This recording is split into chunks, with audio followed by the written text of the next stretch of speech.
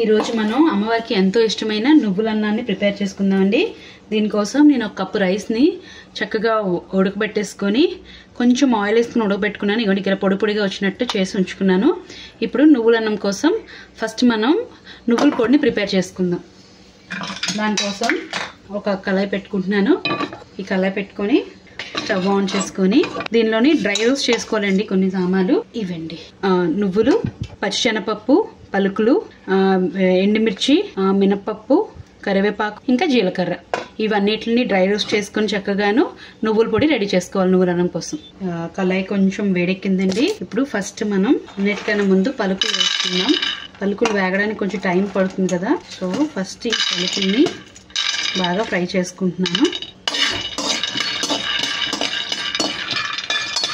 ఇది ఒక 2 minutes పడుతుంది. ఇవి డ్రై రోస్ట్ అవుతాయి. దీంతో పాటు ఒక 3 స్పూన్స్ ఉంటుంది పచ్చిశనగపప్పు. రెండింటిని కలిపి బాగా వేసుకోవాలి.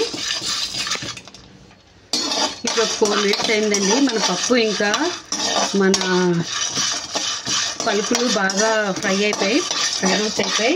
ఇప్పుడు ఇందులో మనం కొంచెం జీలకర్ర, అలాగే ఒక 2 స్పూన్స్ మినప్పప్పు, కరివేపాకు వేసుకుందాం. దీంతో పాటు కారానికి ఒక 4 ఎండుమిర్చి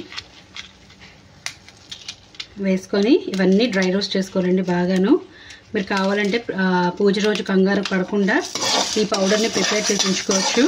అన్నం ఒక కుక్ చేసుకుంటే చాలు, 5 minutesలో రెడీ అయిపోతుంది మీకు ప్రసాదం.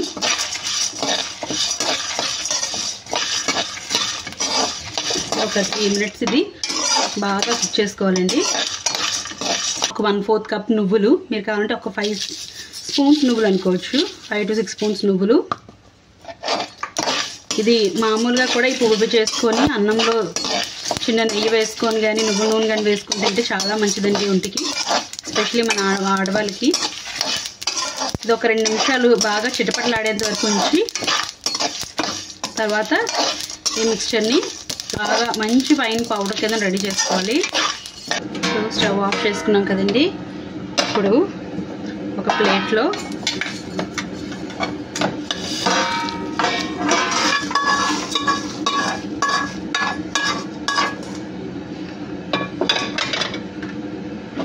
మినిట్స్ బాగా కూల్ చేసేసుకోవాలి. కూల్ చేసుకున్న తర్వాత దీంట్లో కొంచెం సాల్ట్ కూడా వేసుకొని చక్కగా ఫైన్ పౌడర్లా చేసుకోవాలి. ఇప్పుడు ఒక కళాయి తీసుకున్నాను. దానిలో కొంచెం 1 స్పూన్ దాకా ఆయిల్ వేసుకుంటున్నాను. మీరు ఈ నువ్వుల పొడిని ముందు రోజు కానీ ఒక 2 days ముందు కానీ మీరు ప్రిపేర్ చేసి ఉంచుకుంటే ఏం కాదండి, చక్కగా నిల్వ ఉంచుకోవచ్చు. ఒక 10-15 days వరకు ఏం కాదు, చాలా బాగుంటుంది. దీనిలో ఇప్పుడు పోపు దినుసులు వేసుకుందాం. అంటే మామూలు పోపులే: ఎండుమిరపకాయ, కరివేపాకు అండ్ ఆవాలు, జీలకర్ర, మినపప్పు ఇవన్నీ వేసుకొని సరే వేసుకుందాం.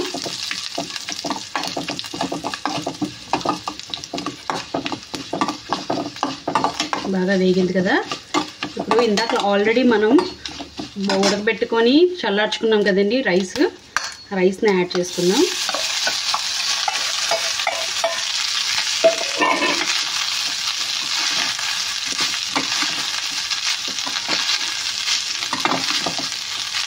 ఫ్లేమ్ కొంచెం తగ్గించుకొని నువ్వుల పొడిని రెడీ చేసుకున్నాం కదండి. ఆ నువ్వుల పొడిని కూడా ఇందులో యాడ్ చేసేసుకున్నాం. ఈ అన్నానికి సరిపడినట్టు ఒక 4 స్పూన్లు నువ్వుల పొడి కూడా యాడ్ చేసుకుందాం.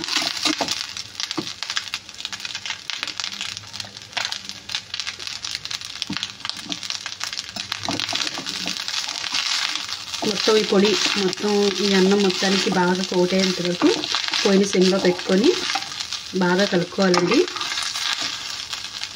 మొత్తం ఈ నువ్వుల పొడి పూర్తిగా దీనిలో కలిసిపోయేంత వరకు బాగా మిక్స్ చేసుకొని లాస్ట్ దించేసే ముందు కొంచెం నెయ్యిని కూడా యాడ్ చేసుకుందాం.